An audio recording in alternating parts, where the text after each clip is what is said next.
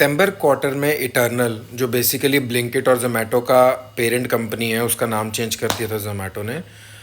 उस कंपनी ने सितंबर क्वार्टर में लगभग 13,590 करोड़ का रेवेन्यू रजिस्टर किया इस साल। लास्ट ईयर के मुकाबले लगभग 3 गुना रेवेन्यू बढ़ा है। ये सारा का सारा जो रेवेन्यू है, पहली बात तो इसीलिए बढ़ा क्योंकि कंपनी ने अपने ब्रांड्स को अलग अलग तरीके से पोजीशन किया है और एक अम्ब्रेला कंपनी बनाई है, जहाँ पे जोमेटो, ब्लिंकिट और डिस्ट्रिक्ट ऐप्स जो हैं वो अपना अपना काम करते हैं, एक दूसरे के काम में नहीं घुसते। इसीलिए हर ब्रांड ने अलग कस्टमर को पकड़ा है और अपनी मार्केट कैप्चर करी है।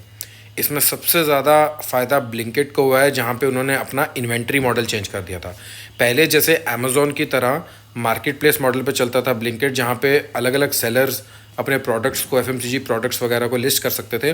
उस मॉडल से हट के कुछ महीने पहले जोमेटो ने क्या किया था, बोला था हम अपनी खुद की इन्वेंट्री रखेंगे। इससे क्या हो गया, प्राइस कंट्रोल उनके पास आ गया और इस क्वार्टर ब्लिंकिट का जो रेवेन्यू है वो 9 टाइम्स बढ़ा है। आप समझ सकते हैं, ओवरऑल 9 गुना बढ़ा है। लगभग 171% का ग्रोथ आया है ब्लिंकिट के रेवेन्यू में। हाँ, हालांकि इनका ओवरऑल जो प्रॉफिट रहा है वो लगभग 65 करोड़ का ही रहा है, क्योंकि कंपनी बहुत ज़्यादा एक्सपेंशन कर रही है अपने डार्क स्टोर्स में, मतलब जो जिन स्टोर से ही अपनी पूर्ति करते हैं सारे के सारे ऑर्डर्स की।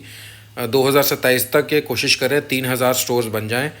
टियर 1 से टियर 2, 3 सिटीज़ में भी एक्सपैंड करना चाह रहे हैं और इस दिसंबर तक लगभग 2100 डार्क स्टोर्स ये पूरे इंडिया में खोलना चाहते हैं। तो एक्सपेंशन की वजह से प्रॉफिटेबिलिटी कम हुई है, लेकिन ओवरऑल रेवेन्यू बहुत ज़्यादा बढ़ता जा रहा है। और आपको नहीं पता तो ब्लिंकिट लगभग 50% मार्केट शेयर लेके बैठा है मार्केट में। उसके बाद जो बचा हुआ 50% है वो Swiggy, big basket, Flipkart minutes और अमेज़न नाउ जैसे ब्रांड्स आपस में बांट लेते हैं, लेकिन ब्लिंकिट का मुकाबला अभी तक कोई नहीं कर पा रहा है। एंड आने वाले टाइम में भी ये आंकड़ा बढ़ता ही जाएगा। Like, subscribe, share and follow for more.